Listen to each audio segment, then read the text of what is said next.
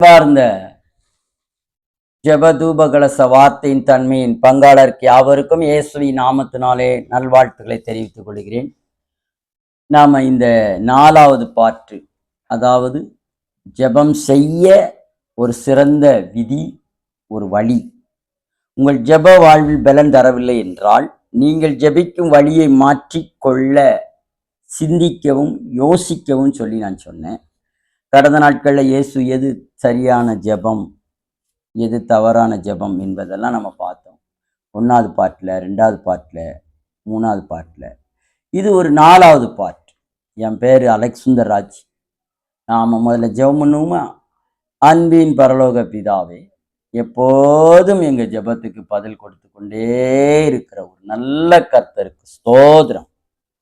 இந்த ஜெபத்தை குறித்து எது தவறான ஜெபம், எது கரெக்டான ஜெபம், எது ஜெபிக்க கூடாது, எப்படி ஜெபிக்க வேண்டும் என்று சீசர்களுக்கு நீர் கற்றுக் கொடுத்ததை நாங்கள் கற்றுக்கொள்ள வந்திருக்கிறோம். கர்த்தர் தாமே இந்த ஜெபத்தை ஆசீர்வதிப்பார். இயேசுவின் நாமத்தின் ஜெபிக்க நல்ல பிதாவே, ஆமென் ஆமென். அன்பானவர்களே, 1வது பாட்டை நீங்க பார்த்திருப்பீங்க, 2வது பாட்டை பார்த்திருப்பீங்க, 3வது பாட்டை பார்த்திருப்பீங்க. 1வது பாட்டில் நாம ஜெபிக்கணும், எது தவறான ஜெபம், சீசர்களுக்கு இயேசு ரைட்டான ஜெபம் தவறான ஜெபத்தை எப்படி கற்றுக் கொடுக்கிறாரு அப்படின்னு பார்த்தோம். தேவனுடைய விருப்பம் தவறுகளை எடுப்பது என்று பார்த்தோம். அப்புறம் தவறா ஜெபித்தவர்கள் மரணம் அடைந்தார்கள் என்று பார்த்தோம். தன்னுடைய பிக்சர்ல தவறா எண்ணி இருந்தார்கள்னு பார்த்தோம், நல்ல குமாரன் கெட்ட குமாரன். ஆனா இன்றைக்கு நாம பார்க்க போறது, மாயக்காரர்கள் ஜெபிக்க விரும்புகிறார்கள். யாரு ஜெபிக்க விரும்புறாங்க? மாயக்காரர்கள் ஜெபிக்க விரும்புகிறார்கள் என்று நாம் பார்க்கிறோம். இன்றைய கிறிஸ்தவர்கள் வாழ்க்கையில் மிகவும் தவறான கையாளப்படும் ஒரு விஷயம்தான் ஜெபம். என்ன விஷயம்? ஜெபம். இந்த ஜெபம் என்பதற்கு தூய தமிழ்ல மந்திரம் என்று சொல்லப்பட்டிருக்கிறது. அப்ப இந்த மந்திரம் சரியா செய்யலைன்னா மந்திரம் வேலை செய்யாது. அப்ப ஜெபம் சரியா செய்யலைன்னா ஜெபமும் வேலை செய்யாது. அதனாலதான் இயேசு மத்தேயு எழுதின சுவிசேஷத்துல 6ஆம் அதிகாரத்துல 5ஆம் வசனத்துல, மாயக்காரர்களை போல இவர்கள் ஜெபிக்க விரும்புகிறார்கள் அப்படின்னு சொல்றாரு. அதுக்கு காரணம் என்ன அப்படின்னா, அவர்கள் எல்லோரும் ஜெபத்தை குறித்ததான சரியான ஒரு தெளிவு இல்லை, சரியான ஒரு யூகம் இல்லை. அதனால அவர்கள் மாயக்காரர்களை போல இன்றைக்கு இருக்கிற கிறிஸ்தவர்கள் இந்த ஒரு விஷயத்தை எடுத்துக்கொண்டு காரியங்களை விடாமல் ஜெபத்தை பற்றியான தவறான வழிநடத்தில் ஏற்படுத்தப்பட்ட விளைவுகள் மக்கள் ஆவிக்குரிய வாழ்க்கையில் குழப்பம் அடைந்து இருக்கிறார்கள் என்று இயேசு கண்டுபிடித்தார். இயேசு புதிய ஏற்பாட்டுல ஜனங்களுக்குள்ள என்ன இருக்குன்னு இயேசு கண்டுபிடித்தார். எப்படி கண்டுபிடித்தார்னா, மாயக்காரர்களை போல இவர்கள் ஜெபிக்க விரும்புகிறார்கள் தவிர, ஆனா ஜெபம் கரெக்டான ஜெபம் இல்லையே என்பதை இயேசு அப்படி கண்ணை வச்சு இப்படி பார்க்காரு. அதனாலதான் இயேசு சொன்னார், மாயக்காரர்கள் ஜெபிக்கிற விரும்புகிற வண்ணமாகவே நீங்களும் ஜெபிக்க விரும்புகிறீர்களே, ஏன் நீங்கள் ஜெபிக்க விரும்ப வேண்டும்? அதனால உங்களுக்கு என்ன பயன்? ஒரு பயனும் இல்லை. அந்த ஜெபத்தினால உங்களுக்கு என்ன நேரிடுகிறது? குழப்பம் நேரிடுகிறது.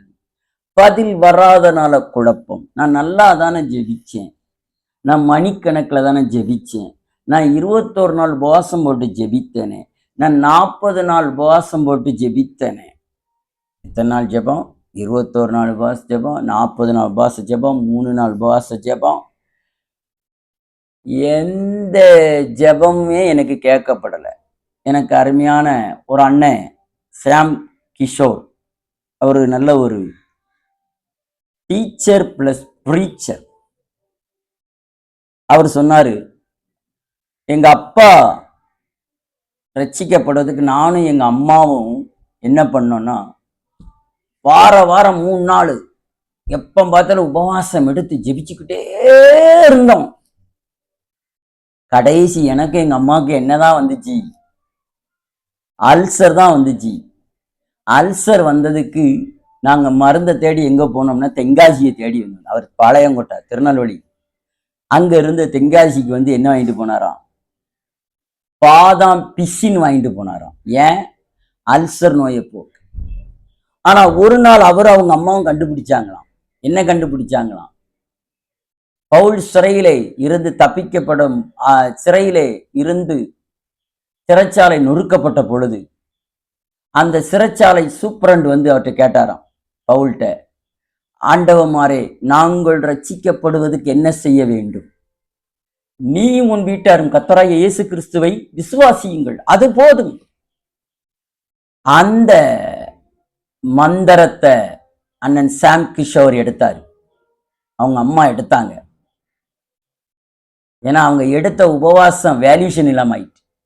அது என்ன ஆயிட்டுன்னா, மாயக்காரர்களை போல அவர்கள் விரும்பி இருக்கிறார்கள் ஜெபத்துல. நடக்கல. ஆனா தெளிவான ஜெபத்துக்குள் என்னைக்கு அவர் வந்தாரோ அன்னைக்கு அவங்க அப்பா ரட்சிக்கப்பட ஆரம்பிச்சிட்டாரு.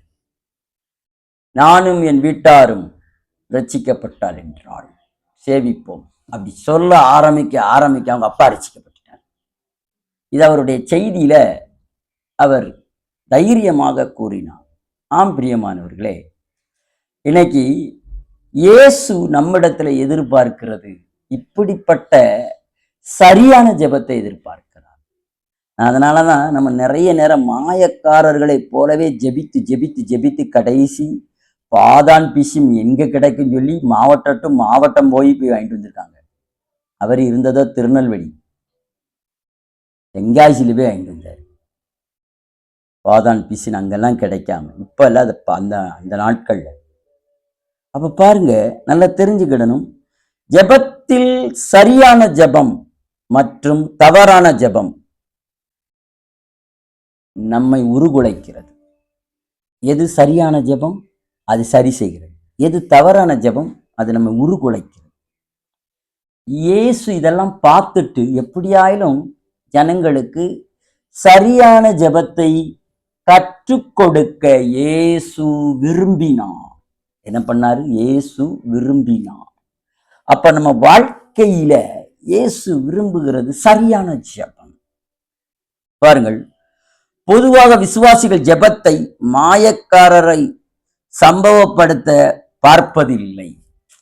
அதாவது விசுவாசிகள் மாயக்காரர்களை பத்தியான சம்பவப்படுத்தி பார்ப்பதே கிடையாது. ஏன்னா அதை பத்தி சம்பவப்படுத்தவே மாட்டாங்க. ஏன்னா நீங்கள் ஜெபித்தால் அதில் என்ன தவறு இருக்க முடியும் அப்படின்னு பார்க்கிறாங்க என்று நினைக்கிறார்கள். நான் ஜெபிச்சா அதுல என்ன தவறு இருக்கு? நான் சரியா தானே ஜெபிக்கேன். இல்லையே, ஏன் உன் ஜெபத்துக்கு தப்பா பதில் வர மாட்டுக்கு? மாயக்காரர் ஜெபிச்சா, மாயக்காரர்களை போல நீங்க ஜெபிக்க ஆரம்பிச்சுன்னா உங்களுக்கு பதில் வராது. அப்ப பதில் வராததுக்கு நம்ம மாற்றி சிந்திச்சோம்னா தான் பதில் வரும். அதுக்கு தான் நம்ம யோசிக்கிறோம், அதுதான் நம்ம பிளான் பண்றோம். அதை தான் இப்போ உங்களுக்கு நான் கிளாஸ் எடுத்துக்கிட்டு இருக்கேன். 1வது பாட்டு, 2வது பாட்டு, 3வது பாட்டு, 4வது பாட்டு. இப்போ இந்த 4வது பாட்டை நீங்க கேட்கும்போது கொஞ்சம் உங்க வழிக்குள்ள நீங்க வந்துருவீங்க. எப்படி வருவீங்க? நான் சரியான ஜெபத்துக்குள்ள போறேன். ஒரு 2.5 வருஷத்துக்கு முன்னாடி நான் ஒரு வீட்டுக்கு போயிருந்தேன். இந்த அனுபவத்துக்குள்ள வந்த பிறகு நான் போயிருந்தேன். அந்த பையனுக்கு 15 வருஷமா, அவன் பேர் சாலமோன், ஓடக்கரையில இருக்கான். 15 வருஷமா அவனுக்கு டெய்லி ஃபிக்ஸ் வருமா. அவன் நான் 2.5 வருஷம் கழிச்சு போயிருந்தேன். போயிருந்த போது ஜெபம் பண்ணேன், இயேசுவே, இனி இவனுக்கு என்ன இல்லை, ஃபிக்ஸ் இல்லை. இவனுக்காக நீர் ஆணி அடிக்கப்பட்டுட்டி, இவனுக்காக நீ காயப்பட்டுட்டி. கண்டு விசுவாசிக்கிறவன் காட்டு காணாமல் விசுவாசிக்க ஆசீர்வதிக்கப்பட. இவன் ஆசீர்வதிக்கப்பட்டவன். ஓத்தரான். மொத்தத்திலே 5 நிமிஷம் தான் ஜெபம் பண்ணிட்டு வந்தாச்சு. இப்ப நான் 2.5 வருஷம் கழிச்சு போன வியாழக்கிழமை அந்த ஓடக்கரைக்கு நான் போயிருந்தேன். அப்ப அந்த சாலமோனுடைய அம்மா என்னை பார்த்து சொன்னாங்க, ஐயா சாமி, சொல்லுங்க ஃபாதர், நீங்க எங்க வீட்டுக்கு வந்தீங்க. 15 வருஷமா என் பையனுக்கு ஃபிக்ஸ் வந்துகிட்டே இருக்கும். ஆனா நீங்க என்னைக்கு ஜெபம்ன்ட்டு போனீங்களோ அன்னையில இருந்து என் பையனுக்கு என்ன இல்லை, ஃபிக்ஸ் வரல. அப்ப நம்ம ரைட்டா ஜெபித்தா ரைட்டான பதில் வரும். சரியா ஜெபித்தா சரியான ஜெபம், சரியா மந்திரத்தை யூஸ் பண்ணா சரியான பதில் வரும்.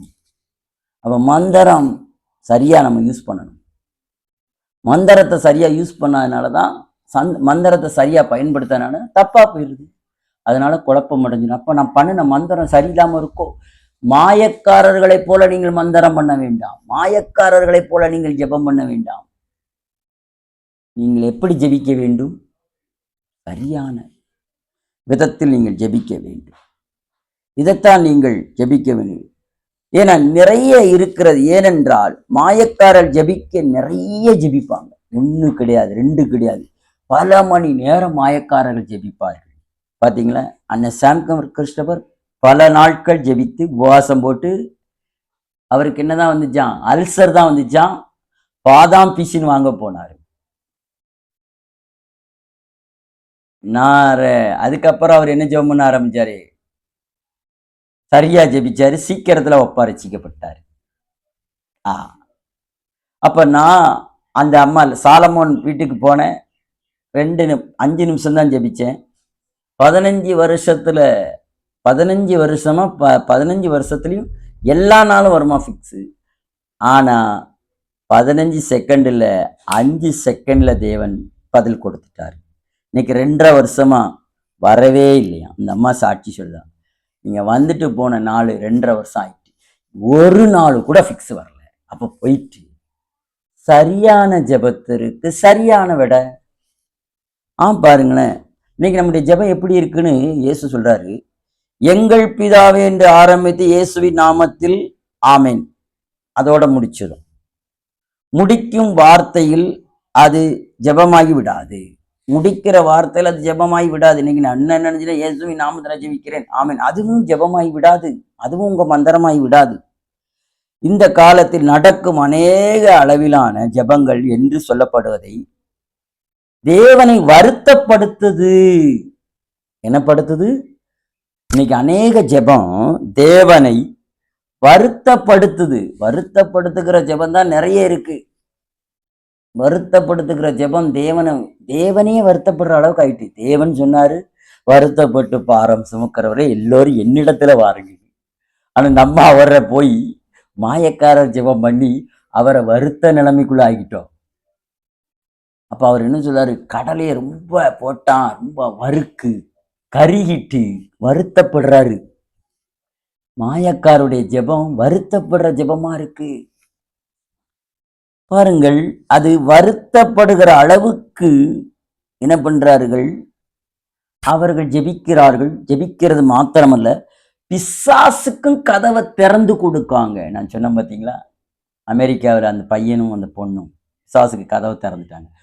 புற்றுநோய் வரட்டும். நோய் மொத்தத்துல எங்கிருந்து வருது? பிசாசுட்ட இருந்து வருது. நல்லா புரிஞ்சுக்கிடணும். தேவனிடத்திலிருந்து வராது. தேவன் யாரையும் பொல்லாங்கால் என்ன பண்ண மாட்டாரு? சோதிக்க மாட்டார்.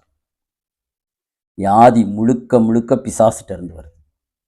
அப்ப பிசாசுக்கு ஈஸியா கதவை திறக்காங்க. அப்ப தேவன் வருத்தப்படுவாரா பட மாட்டாரா? சத்தியமா வருத்தப்படுவார்.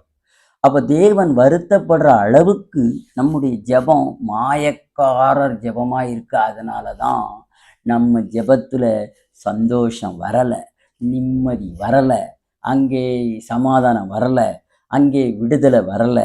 அங்கே பிசாசுக்கு பெருசா கதவை திறந்து வைக்கும். அப்போ நம்ம ஜெபம் என்று எப்படி இருக்கு?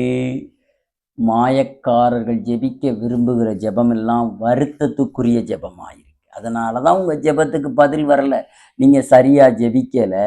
நீங்கள் எப்படி ஜெபிக்கிறீர்கள்? உங்கள் ஜெபமானது தவறாக இருக்கிறது. இப்ப புரியுதா? இயேசு எவ்வளவு அழகா கண்டுபிடிச்சிருக்கிறார் பாருங்க. இயேசு கண்டுபிடிச்சை மாத்தல, பிசாசுக்கு கதவை திறந்து கொடுக்கிறார்கள். சரியான மாற்றம் அவர்களுக்குள்ள இல்லை. தவறான வகையில் ஜெபித்தனால தவறானது நடக்கிறது. இல்லையா? சொன்ன பார்த்தீங்களா? தேவனிடத்துல இருந்து செய்தி தவறா வராது, ரைட்டா வரும். ஆனா தவறாக ஜெபிப்பதனால தவறான எண்ணங்கள் நமக்குள்ள வருகிறது. காரணம், நீங்கள் ஜெபத்தில் உபயோகப்படுத்தும் வார்த்தைகளை விட அதற்கு பின்னால் இருக்கும் உங்கள் இருதயத்தின் நோக்கங்களை குறித்தே தேவன் அக்கறை கொள்ளுகிறார்.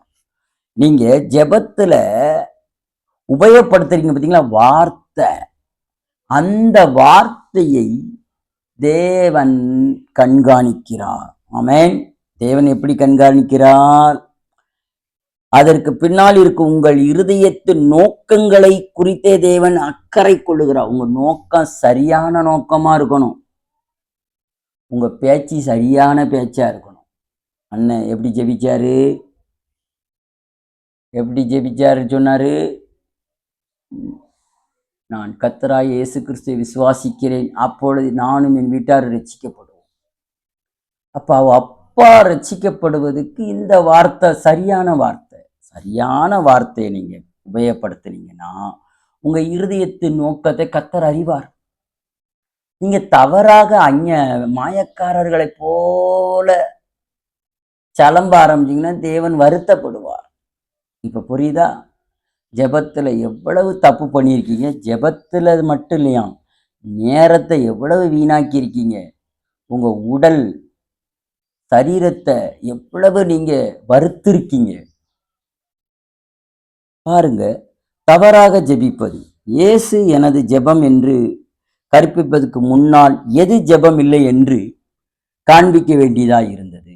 ஏன் அவர் அப்படி செஞ்சார்னா, மத்தேயு 6:5-13 கர்த்தர் ஜெபத்தை பற்றிய மாதிரியான கருத்துக்களை முதலாவது சரி செய்ய வேண்டியதா இருந்தது. ஏன் அவர் மத்தேயு 6:5-13 சொல்ல காரணம், அவர் நல்ல மாதிரியான ஜெபமா இருக்கணும். நீங்க ஜெபம் பண்றதெல்லாம் சரிதான், என்னையவே வருத்தப்படுத்துற அளவுக்கு உங்க ஜெபம் இருக்கு, என்னையவே குழப்பம் பண்றதுக்கு உங்க ஜெபம் இருக்குன்னு என்ன நோக்கத்துல ஜெபிக்கிற, உன் இருதயம் என்ன நிலைமையில இருக்குன்னு எனக்கே புரிய மாட்டுக்கு. அவரே மண்டையை சொறிறாராம். ஏன்னா நம்ம ஜெபம் அப்படிதான் இருக்கு. இன்னைக்கு கிறிஸ்தவர்களாகிய நாம நம்முடைய ஜெபம் சரி இல்லைங்க. சரியா ஜெபிச்சா சரியான பதில், எஃபர்ட்லெஸ் பிளெஸிங்ஸ். இதை ஏன் நீங்க செய்ய மாட்டேங்கீங்க? ஏன் உங்களுக்கு அது வரல? கணக்கு வரலையா? சரியா ஃபார்முலாவை பாருங்க. அப்போ இன்னைக்கு அப்படிதான் இருக்கு. மாதிரியான கருத்துக்களை முதலாவது சரி செய்ய வேண்டியதா இல்லை என்றால் அவர் என்ன சொல்ல வருகிறார் என்பதை மக்கள் ஒருபோதும் கிரகித்து கொண்டிருக்க முடியாது. அவர் என்ன சொல்ல வாரார்னே மக்களால் என்ன பண்ண முடியல, கிரகிக்க முடியல, அதை ஏற்றுக்கொள்ள முடியல. தே cannot tolerate. ஏன்னா அவன் பண்ணுனதான் சரியான ஜெபம். நான் மாயக்காரனை போல ஜெபிக்க விரும்பிட்டேன், அதனால என்னால மாத்திக்கொள்ள முடியாது அப்படிங்கிற இடத்தை தான் இயேசு மாத்த நினைச்சார். இன்னைக்கு நம்மளும் அப்படிதான். நம்மளை மத ரீதியா அப்படி பண்ணுங்க, இப்படி பண்ணுங்க, அந்த மாதிரி பண்ணுங்க, இந்த மாதிரி பண்ணுங்கன்னு நம்மளை என்ன பண்ணிட்டான், ஜோமனை வச்சு நம்மளும் அப்படியே மங்கி மங்கி ஜெபிச்சு மாற மாட்டோம். ஆனா இந்த மாதிரி சத்தியத்தை கேட்க நமக்கு என்ன பண்ண முடியும், கிரியேக்க முடியல, அதை டோலரேட்டட் பண்ண முடியல, அதை ஏற்றுக்கொள்ள முடியல.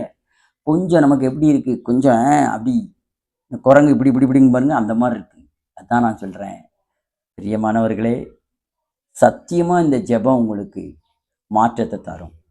சத்தியமா உங்களுக்கு பதிலை தரும். பதில் தரக்கூடிய ஜெபத்துக்கு நீங்க முக்கியத்துவம் கொடுங்க. மாயக்கார ஜெபத்துக்கு வேண்டாம். மாயக்கார ஜெபம் நமக்கு வேண்டாம். மாயக்கார ஜெபம் நமக்கு வேண்டாம். ஆம் பிரியமானவர்களே, மாயக்கார ஜெபம் நமக்கு வேண்டாம். இன்றைக்கு மிகவும் மோசம் என்று சொல்ல முடியாவிட்டாலும் நிலைமை அப்படித்தான் இருக்கிறது. ரொம்ப மோசம்னு சொல்ல முடியாது, ஆனா நிலைமை அப்படித்தான் இருக்கு. எப்படி இருக்கு என்பதை மக்கள் ஒருபோதும் கிரகிக்க முடியல. ஆனா மோசமான நிலைமையில தான் இருக்கிறாங்க. எப்படி இயேசு கண்டு பரிசேயர்களைப் போல ஜெபம் ஒரு மாதிரியான வேறு வார்த்தைகளால் நிறைந்து ஒப்பிருந்ததால் இருக்கிறது. தங்களது மனசாட்சியை தடவி கொடுத்து தேவனை சரிகட்ட தங்களுக்கு கிரியையை செய்ய வைக்கிற முயற்சி செய்தும் ஒன்றும் ஜெபத்தை மக்கள் உபயோகிக்கிற மக்கள் மிகவும் தவறான நோக்கங்களா இருக்கிறாங்க. அதாவது என்ன சொல்ல வர்றாருன்னா, தேவனை சரி கட்டிடலாம். எப்படி சரி கட்டிடலாம்? உபவாசம் போட்டு, சத்தம் போட்டு, கத்தி, கூக்குரல் விட்டு, அழுது, புலம்பி, வெப்ளாளம் பண்ணி எப்படியாயிலும் அவரை சம்மதிக்க வச்சிடலாம். சத்தியமா முடியாது. இன்னைக்கு மிகவும் மோசமான என்று சொல்ல முடியாவிட்டாலும் நிலைமை அப்படித்தான் இருக்கிறது. இயேசு கண்டித்த பரிசேயர்களைப் போல ஜெபம் ஒரு மாதிரியான வெறும் வார்த்தையால் நிறைந்திருக்குது. ஆனா அதை ஒப்பிடவே முடியல. அப்படிப்பட்ட ஜெபமா தான் இருக்கு. நீங்கள் ஜெபம் என்று அழைக்கும் விஷயத்தில் 1 மணி நேரமோ அதற்கு மேலாகவோ செலவழிப்பது மூலம் நீங்கள் பெரியத ஒன்றும் சந்திக்க முடியல. உங்கள் நோக்கம் தவறாக இருந்தால் நீங்கள் தவறாகவே ஜெபிக்கிறீர்கள். உங்க நோக்கம் எப்படி இருக்கு? தவறா இருக்கு. நீங்கள் ஜெபத்தில் உபயோகிக்கும் வார்த்தைகளை காட்டிலும் அதற்கு பின்னால் இருக்கும் உங்களது இருதயத்தின் நோக்கங்களை குறித்தே தேவன் என்ன பண்றாராம்? பார்க்கிறார். உன் இருதயம் என்ன நோக்கத்துக்காக நீ ஜெபிக்க? ஆனா நீ தவறால ஜெபிச்சுக்கிட்டு இருக்க, தவறால வார்த்தையை பயன்படுத்திக்கிட்டு இருக்க. அது இருக்கக்கூடாதுல. சரியால ஜெபிக்கணும். சரியா ஜெபிச்சா சரியான பதில் வரும்.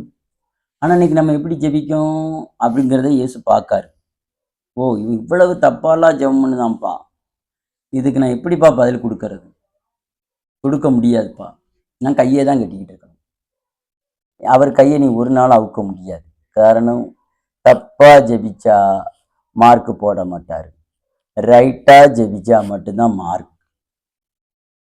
அப்போ இன்னைக்கு நம்ம ஜெபம் வார்த்தையில நிறைய இருக்கு. பாருங்கள், நீங்கள் ஜெபத்தில் உபயோகிக்கும் வார்த்தைகளை காட்டிலும் அதற்கு பின்னால் இருக்கிற உங்களது இருதயத்தின் நோக்கங்களை குறித்தே கர்த்தர் அக்கறை கொள்ளுகிறார். நீங்கள் ஜெபம் என்று அழைக்கும் விஷயத்தில் 1 மணி நேரமோ அதற்கு மேலாகவோ செலவழிப்பதன் மூலம் நீங்கள் பெரிதாக ஒன்றும் சந்திக்க முடியாது. உங்கள் நோக்கம் தவறா இருந்தால் நீங்கள் தவறாகவே ஜெபிக்கிறீர்கள். உங்க நோக்கம் தப்பா இருந்தா தப்பாதான் ஜெபிப்பீங்க. அப்ப தவறா ஜெபிக்கிறீர்கள். அன்றியும் நீ ஜெபம் பண்ணும்போது மாயக்காரரை போல் இருக்க வேண்டாம். மனுஷர் காணும்படி அவர்கள் ஜெப ஆலயத்திலும் வீதிகளிலும் நின்று ஜெபம் பண்ண விரும்புகிறார்கள். அவர்கள் தங்கள் பலனை அடைந்தாயிற்று என்று மெய்யாகவே உங்களுக்கு சொல்லுகிறேன் என்று சொல்லுகிறார். பாருங்க, இது என்ன அப்படின்னா, எவ்வளவு பெரிய பரிசுத்தவான். பரலோகத்தின் கதவுகளை அவர்கள் உழுக்குவதை பற்றி கேள்விப்பட்டிருப்பீர்கள். பரிசுத்தவான்கள் பரலோகத்தின் கதவை என்ன பண்ணுவாங்க? அப்படியே பிடிச்சுக்கிட்டு இந்த மாதிரியான முதுகில் தட்டி கொடுக்கும் சிறிய புகழ்ச்சியான காரியம்தான் அனுப்பப்பட்ட ஜெபங்களுக்கு கிடைக்கும் பலனாயிருக்கும். ஆனால் தேவனிடமிருந்து ஒன்றும் பெற்றுக்கொள்ள முடியாது. வெறும் பில்டப் தான். பில்டப் ஜெபத்துல நாங்களும் இருந்திருக்கோம் தெரியுமா? 100 மணி நேரம் ஜெபம், 50 மணி நேரம் ஜெபம், 24 மணி நேரம் ஜெபம், 12 மணி நேரம் ஜெபம், 8 மணி நேரம் ஜெபத்துல பில்டப். 10 பாஸ்டர்ஸ் அப்படி இங்கிட்டு அங்கிட்டு இருப்பாங்க, அவங்க குடலிட்டு பில்டப். இந்த ஜெபம் பேர் என்ன? பில்டப். எவ்வளவு பெரிய பரிசுத்தவான், எவ்வளவு பெரிய பரிசுத்தவான். பரலோகத்தின் கதவை அவர்கள் உழுக்குவதை பற்றி கேள்விப்பட்டிருப்பீர்கள். உழுக்குவார்கள். இப்படியே வாங்க, அவரை அமர்ந்திருத்து விடாதபடிக்கு சேர என்ன பண்ணுவோம்? டிக்கிடிக்கா டிக்கிடிக்கா. ஜெபம் பண்ணும் போதே பார்த்திருக்கீங்களா? ஒரு சைஸா முழங்கால் போட்டு இதெல்லாம் இந்த மாதிரி கேள்விப்படுங்க. இந்த மாதிரியான முதுகில் தட்டி கொடுக்கும் சிறிய புகழ்ச்சியான காரியங்கள் தான் அப்படிப்பட்ட ஜெபங்களுக்கு கிடைக்கும் பலனா இருக்கும். ஆனால் தேவனிடத்திலிருந்து ஒன்றும் பெற்றுக்கொள்ளவே முடியாது. இப்படிலாம் அவங்கன்னா சூப்பர் சூப்பர், ஓ எல்லாரும் நல்லா ஜெயிக்காங்க பிரதர் சிஸ்டர் அப்படி இப்படின்னு சொல்லி சூப்பர் சூப்பர் சூப்பர் தட்டி கொடுப்பாங்களாம். ஆனா அந்த புகழ்ச்சிக்கு ஒன்றும் இல்லை. வெட்டு பாம்பெடின்னு வாங்கான், வெடியை கொண்டு பத்த வைக்க பார்த்தா சுருங்க கொஞ்ச நேரம் கழிச்சுனா புஷ்ஷுன்னு போயிடும். பார்த்தா 250 ரூபா வெடி அவுட்டு. அதே மாதிரிதான் இந்த பில்டப் ஜெபம். பாருங்கள், இதெல்லாம் புகழ்ச்சி. ஆனால் தேவனிடம் ஒன்றுமே பெற்றுக்கொள்ள முடியாது. வல்லமையான ஆவிக்குரிய வரங்களை, பெரிய தியாகங்களை நீங்கள் செய்தால் தேவனை சந்தோஷப்படுத்த முடியாமல் போகலாம் என்பதை அறிவீர்கள். நீங்க என்ன நினைச்சிட்டீங்கன்னா, நான் 5 நாள் விடாம நைட்டும் பகலும் ஜெபிச்சேன், அதை தேவனை சந்தோஷப்படுத்த முடியாதுங்க. உன் ஜெபம் அது மாய்மால ஜெபம். அந்த ஜெபத்துக்கு பேரு மாயக்காரர்கள் ஜெபம். அது உண்மைதான். உன்னின் நோக்கம் சரியா இல்லா என்றால் நீங்கள் என்ன செய்கிறீர்கள் என்பது முக்கியமானது. அது உண்மைதான். நீங்க என்ன செய்கிறீங்க தான் முக்கியம். பாருங்க, அந்நிய பாஷையில் ஜெபிப்பது,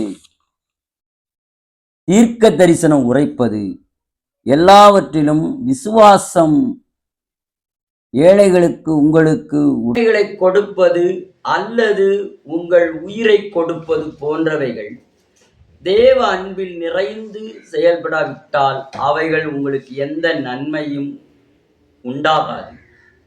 தேவ ராஜ்யத்தில் இருதயத்தின் நோக்கமே முக்கியம். அன்பானவர்களே, தேவனுடைய ராஜ்யத்துல இருதயம்தான் முக்கியம். அப்போ மாயக்காரர்களைப் போல ஜெபிக்க விரும்ப வேண்டான்னு சொன்னதுக்கு காரணம், உங்ககிட்ட என்ன இல்லைன்னா அன்பின் ராஜ்யத்தின் ஜெபம். அதான் அன்புக்கு பின்னாடி அன்பான ஜெபம், மாய்மால ஜெபம் இல்லை, மாயக்காரர்கள் ஜெபம் இல்லை. ஜெபம் சரியான ஜெபம். உனக்கு உண்டான எல்லாம் கொடுத்தாலும் அதுக்கு பின்னாடி என்ன சரியான நோக்கம் இருக்கணும்? அன்பு. நம்ம எல்லாரும் அப்படியே அந்த அன்பான ஆண்டவரை பார்த்து, அன்பான ஆண்டவரே, எங்க ஜெபம் ஒரு நோக்கம், அன்பு நிறைந்த நோக்கமா இருக்கணும். அன்பு இல்லைன்னா அது மாயக்காரர்கள் ஜெபிக்கும் விரும்பும் ஜெபமா இருக்கிறது. எங்களுக்கு ஜெபத்தை குறித்து சரியானதை கற்றுக் கொடுத்த தேவனுக்கு கோடான கோடி ஸ்தோத்திரம். இந்த நல்ல நாள்ல நல்ல நேரத்துல கிருபை பெருகி விட்டதுக்காய் நன்றி. எங்க ஜெபம் அன்பான ஜெபமாய் இருப்பதுக்காய் ஸ்தோத்திரம். நீர் விரும்புகிற வண்ணமாய் நாங்கள் ஜெபிக்க எங்களை கற்றுக்கொள்ள ஒப்பு கொடுக்கிறோம். இயேசுவின் மூலம் ஜெபிக்கிற நல்ல பிதாவே, ஆமீன். அன்பானவர்களே, நீங்கள் தொடர்ந்து சப்ஸ்கிரைப் பண்ணுங்க, மற்றவர்களுக்கு ஷேர் பண்ணுங்க, எனக்கு பதிலுக்கு எனக்கு ஃபோன் பண்ணுங்க. இயேசுவின் நாமத்தினாலே, ஆமீன்.